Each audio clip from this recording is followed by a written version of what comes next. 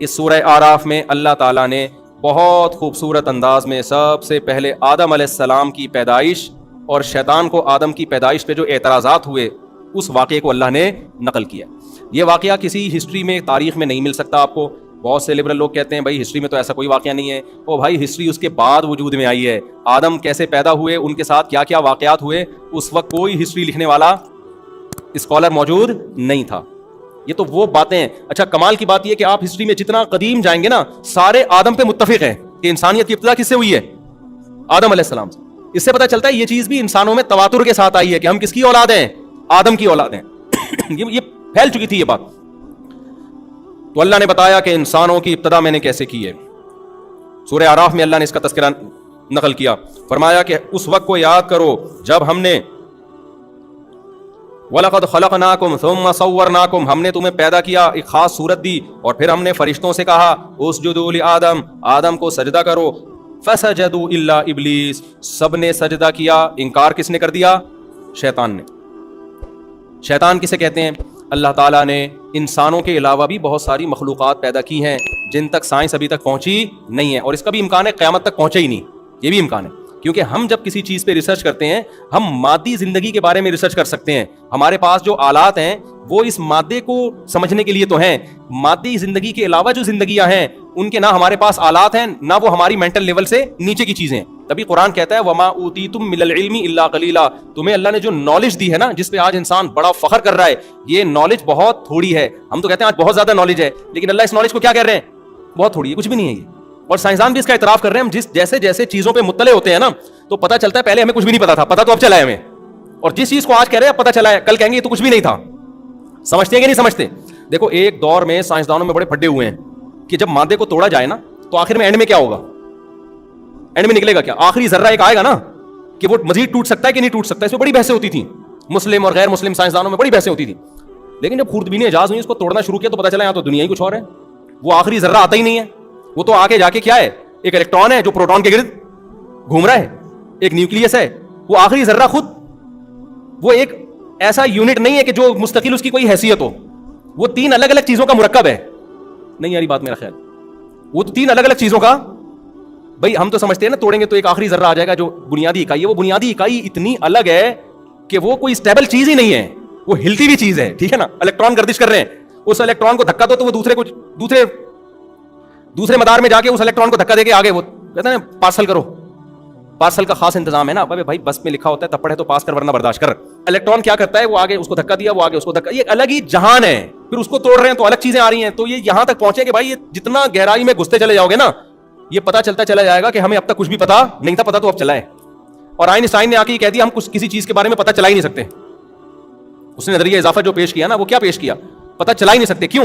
یہ بہت پوائنٹ کی بات ہے, اس کو سمجھیں. اس نے کہا ہم جب بھی کسی چیز کو سمجھنے جاتے ہیں نا اس کائنات میں تو وہ دوسرے کی سمجھ پہ موقوف ہوتی ہے. نہیں یہ بات, یعنی وسیم بھائی کے بارے میں آپ نے پوچھنا تو ستار بھائی بتائیں گے. ستار کہاں ہے جی, وہ وسیم بتائے گا. وسیم کہاں ہے, وہ ستار بتائے گا. جیسے مجھ سے لوگ کہہ رہے ہوتے ہیں نا کہ میں کہتا ہوں یہ وسیم سے ملنا ہے, کہاں ہے, وہ کہہ رہے ہیں وہ جمیل کے پاس ہے. وہ جمیل کس کے پاس ہے, ہمیں جمیل کا پتہ نہیں اور آپ بتا کس کا رہے ہو. جمیل کو تو ویسے بھی نہیں جانتے. تو جمیل کس کے پاس ہے, جمیل اس کے پاس ہے, وہ کس کے پاس ہے, وہ اس کے پاس ہے. یہ کائنات آپس میں ایسی مربوط ہے کہ اس کو سمجھنے کے لیے اس کو سمجھنا پڑے گا, اس کو سمجھنے کے لیے کسی اور چیز کو سمجھنا پڑے گا, اس کو سمجھنے کے لیے کسی چوتھی چیز کو سمجھنا پڑے گا اس کو. تو یہ نظریہ اضافت ہے کہ ہم نے ایک چیز کو فرض کیا ہے دوسرے کو فرض. جیسے پروٹون الیکٹران ہے نا, پروٹون کسے کہتے ہیں, جس پہ پازیٹیو چارج ہو. پازیٹیو کسے کہتے ہیں, جو نیگیٹو کو اپنی طرف کھینچتا ہے. نیگیٹو کسے کہتے ہیں, جو پازیٹیو طرف کھینچتا ہے. تو نیگیٹو کو سمجھنا پازیٹیو پر, پازیٹیو کو سمجھنا. میں جا رہا ہوں بھائی, مولوی یہ کہہ رہے ہیں بہت ہو گیا آپ کرو یار, آپ درس قرآن کے لیے بیٹھے ہو, آپ باتیں کیا الیکٹران پروٹون کی باتیں شروع کر دی ہیں. کائنات کو سمجھنے کے لیے نا اپوزٹ چیزوں کو دیکھنا پڑتا ہے. دیکھو اگر یہ روشنی نہ ہوتی اور اندھیرے ہوتے, خدا کی قسم قیامت آ جاتی, سائنسدان لائٹ اور روشنی کو ایکسپلین کر نہیں سکتے. وہ انکار کر دیتے, وہ کہتے ہیں روشنی کوئی چیز ہی نہیں ہے. میں سمجھا پا رہا ہوں اپنی بات. اگر اس کائنات میں روشنی نہ ہوتی نا, ہم اندھیروں میں ہی ہوتے اور اندھیروں میں ہی پیدا ہوتے. پھر کوئی پیغمبر آ کے بتاتے کہ ایک جگہ ایسی ہے کسی سیارے پہ جہاں لائٹ ہے, جہاں سب یہ ہے, تو ہم کہتے ہیں یہ کیوں. ہم جب اندھیرے کو دیکھتے نا اس کے مقابلے میں روشنی کو نہ دیکھا ہوتا تو ہمیں اندھیرا بھی سمجھ میں نہیں آتا کہ اندھیرا کسے کہتے ہیں. ہم کہتے ہیں یہ تو اصل تو یہی ہے. ہم نے چونکہ روشنی کو دیکھا اندھیرے کے مقابلے میں تو روشنی ہمیں اندھیرے سے سمجھ میں آئی, روشنی کی ڈیفینیشن, اور اندھیرے کی ڈیفینیشن ہمیں کس سے سمجھ میں آئی ہے, روشنی سے. اگر دنیا میں مرد ہی ہوتے عورت نہ ہوتی تو ہم مرد کو مرد تھوڑی کہتے, ہم کہتے یہ کچھ بھی نہیں ہے, بس ایسے ہی ہے. مرد اور عورت کیا ہوتے ہیں, آدمی کیا ہوتا ہے, نر کیا ہوتا ہے, ہم کہتے ہیں بھائی یہی ہے, ایک ہی جنس ہے. لیکن جب عورت ہے مقابلے میں تو ہم مرد کو کیا کہتے ہیں اس کے مقابلے میں؟ مرد سمجھنے میں ہمیں آسانی ہوتی ہے کہ مرد کی ڈیفینیشن کیا ہے. اسی طرح دنیا میں صرف عورتیں ہی ہوتی ہیں, مرد نہ ہوتے, تو پھر عورت اور مرد کا فرق سمجھ میں آتا؟ کوئی سائنسدان, کوئی پیغمبر آ کے بتاتے کہ قیامت میں عورتوں کو بتاتے کہ تم قیامت میں جاؤ گی, جنت میں جب جاؤ گی تو وہاں مرد بھی ہوں گے, تو سائنسدان کیا کہتے ہیں بھائی مرد کوئی مخلوق ہے ہی نہیں. جو عورتوں میں سائنسدانیں ہوتی ہیں, سائنسدانیں, وہ کیا کہتی ہیں کہ مرد کوئی مخلوق ہوتی نہیں. وجہ کیا ہے کہ عورت کی جو اپوزٹ جنس ہے نا, جینڈر ہے, وہ ہوتی نہیں تو سمجھ میں بھی نہیں آتی, تو عورت بھی سمجھ میں نہیں آتی کہ عورت کسے کہتے ہیں. تو یہ ساری جو کائنات ہے نا, جو آئنسٹائن کا نظریہ اضافت ہے, اس کو میں دیسی اسٹائل میں بیان کر رہا ہوں. کوئی ایسا نہ ہو سائنسدان لے کے بیٹھ جائے کہ یہ کیا کیسے الفاظ استعمال, ہمارا اپنا اسٹائل ہے بھائی.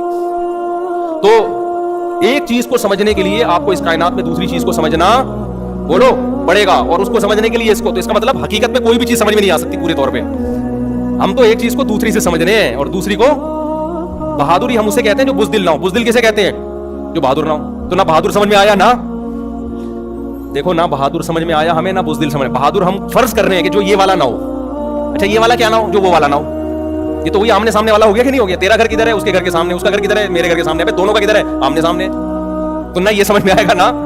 تو میں آپ کو بتا رہا ہوں کہ سائنس نے اتنی ترقی کی ہے, ہم بھی مانتے ہیں بہت زیادہ ترقی کی ہے, لیکن جتنا علم اس کائنات میں ہے, جو اللہ کے پاس ہے, جس پر یہ کائنات چل رہی ہے, اور بہت ساری مخلوقات ہیں, تو اس کے مقابلے میں اللہ نے قرآن میں کہہ دیا کہ تمہارا علم کیا ہے؟ تھوڑا نہیں ہے, بہت تھوڑا ہے. تو اس لیے سائنس کی بیس پہ جنات کا, شیطان کا, جنت جہنم کا انکار کرنا یہ انسان کے باولے ہونے کی دلیل ہے. اگر یہ دلائل کسی اور دلائل سے یہ چیزیں ثابت ہو جاتی ہیں تو ماننا پڑے گا. تو آسمانی کتاب کیا کہتی ہے؟ اللہ تعالیٰ کہتے ہیں کہ ہم نے جب آدم کو پیدا کیا تو آدم کے علاوہ تو کوئی مخلوق تھی نہیں انسانوں میں.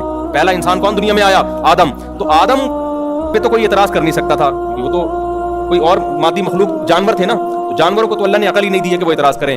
اعتراض ایک الگ مخلوق کو ہوا جو مادی مخلوق نہیں. وہ کیا ہے؟ وہ جنات ہیں جن کو اللہ نے آگ سے بنایا. آگ انرجی ہے نا, تو انرجی سے بنایا اللہ تعالیٰ نے. تو اب اس کو اعتراض ہوا تھا, اور ان کا جو سردار تھا وہ کون تھا؟ ابلیس, جس کا نام کیا تھا؟ ابلیس. شیطان لقب ہے, حرکتوں کی وجہ سے بعض دفعہ لقب ملتے ہیں نا. دیکھو علامہ اقبال کا نام تو اقبال تھا نا, لقب کیا تھا؟ حکیم الامہ. حکیم الامہ لقب ملا نا ان کو. شاعر مشرق بھی لقب اعمال کی وجہ سے ملا نا یہ لقب. تو شیطان کا جو نام ہے نا, وہ نام شیطان نہیں ہے, نام تھا اس کے جو والدین نے, پیرنٹس نے اس کا نام رکھا جب وہ پیدا ہوا, تو وہ نام کیا رکھا؟ ہو سکتا ہے وہ سب سے پہلا جن وہی ہو. یہ بھی ممکن ہے نا کہ ہمارے جد امجد سب سے پہلے ہماری ابتدا آدم سے ہوئی, تو جنات کا جو جد امجد ہو وہ کیا ہو؟ ابلیس ہو. یہ بھی ممکن ہے کہ سب سے پہلا جو جن ہے وہ کون ہو؟ ابلیس ہو, اس سے اللہ نے نسل چلائی ہو. تو آدم کو لقب ملا صفی اللہ, اللہ کے منتخب کردہ, سلیکٹڈ. ابلیس کی جو حرکتیں تھیں اس کی وجہ سے ابلیس کو لقب کیا ملا ہے؟ شیطان. یہ نکلا ہے شیطنت سے. شیطنت سرکشی کو کہتے ہیں, ضد, ہٹ دھرمی, ہلڑ بازی نہیں ہوتی, جاؤ میں نہیں مانتا. آپ نے ہر جگہ دیکھا ہوگا ضدی قسم کے لوگ ہوتے ہیں, گھر میں بچے بھی ہوتے ہیں ضدی, میاں بعض دفعہ ضدی ہے, بیگم بعض دفعہ ضدی ہے, ساس بعض دفعہ ضدی ہے. ایک آدمی نے بتایا میری وہ پھر سمجھ جائیں گے ان کی بات ہو رہی ہے, تو بڑا زبردست چٹکلا تھا, لیکن وہ سمجھ جائیں گے, ان کی ساس بھی سمجھ جائے گی کہ میرے بارے میں کہہ رہے ہیں سب, کیونکہ یہ ساری خصوصیات انہیں کی ساس میں پائی جاتی ہیں. تو میں بتائیں گا, ساس سمجھ جائیں گے کہ میری بات ہو رہی ہے, ٹھیک ہے. تو ایسے راز پاش کرنا, اگرچہ میں نام نہیں لیتا, لیکن بعض ایسی علامتیں ہوتی ہیں نا, سمجھ جاتے ہیں کہ ساس بھی سمجھ جائیں گی میری بات ہو رہی ہے, اور داماد بھی سمجھ جائے گا, کیونکہ یہ وہ والی جو خصوصیات ابھی میں بتانے لگا تھا وہ انہیں کی ساس میں پائی جاتی ہیں. تو شیطان تھا شیطنت, سرکشی. آدم کو اللہ نے پیدا کیا, سب کو حکم دیا سجدہ کرو. ہمیں پروٹوکول دیا جا رہا ہے, اس لیے نہیں دیا جا رہا کہ ہم شراب پئیں گے, انڈین فلمیں دیکھیں گے اور فحش فلمیں دیکھیں گے. اللہ کو اتنا پیار تھا اس مخلوق سے, ایسی مخلوق پیدا کر رہا ہوں, ایسی مخلوق پیدا کر رہا ہوں جس کے پاس خواہشات بھی ہیں اور عقل بھی ہے.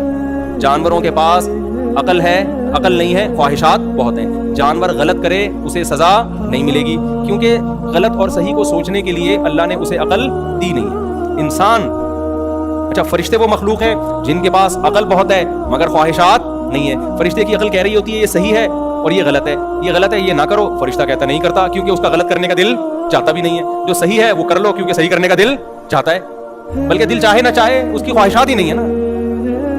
انسان ایک ایسی مخلوق کہ اس کو اللہ نے دونوں چیزیں دے دی, خواہشات بھی دے دی اور عقل بھی. اب یہ جو ہے نا ایک میدان دے دیا, اب دیکھتے ہیں کھیلو جا کے. اب اس عقل اور خواہشات سے کیا کرو, کھیلو. دل کہیں اور لے کے جائے گا اور کھوپڑی بولو نا کہیں اور لے کے جائے گا. دل کہے گا سٹا لگا لو بھائی, وہ بھی تو پی رہا ہے, اور دیکھو ٹینشن بھی نہیں ہے, چرس پی کے بیٹھا ہوا ہے, شراب پی کے کیسا مست گھوم رہا ہے, اور مجھے اتنا غم. لیکن عقل کیا کہے گی؟ عقل کہے گی جس خدا کو مانتے ہو اس نے شراب کو حرام کیا, اچھا بعض چیزوں میں عقل خود گائیڈ کرتی ہے، بعض چیزوں میں عقل کو بے لگام چھوڑ دیا جائے نا تو وہ غلط لے جاتی ہے، اس میں پھر مذہب کی ضرورت ہوتی ہے.